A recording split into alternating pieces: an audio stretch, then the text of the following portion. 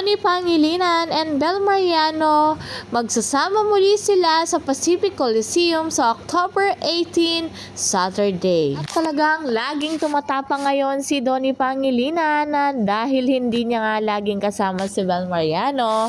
Sa ASAP natin to ay talagang in-spill niya. Sana darating ang araw ay mapunta sa stage si Bel at makaduet ang kanyang idolo na si Bamboo. Talagang totoo, hindi part ng spill niya ang sinabi ni Donnie. We also can't deny how his eyes lightened after he said that.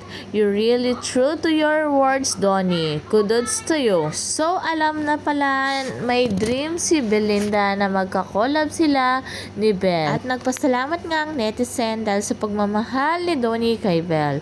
That much, I'm too soft of this. We love you both, Don Bel and Game. Yung nasa solo era sila pero si Mr. nilalayag-layag pa din niya. Miss them so much. Solo era pero never pinaramdam na solo. Sabi nga ng mga netizen, iba talaga pag ang lalaki ay mahal na mahal ang babae. Talagang parang ganun si Donnie, talagang sobrang pagmamahal niya kay Bel. Kahit nasa solo era sila, hindi niya nakakalimutan banggitin ang pangalan ng kanyang girlfriend. At alam na alam niya kung ano ang dream at sino ang gusto niyang makakollab soon.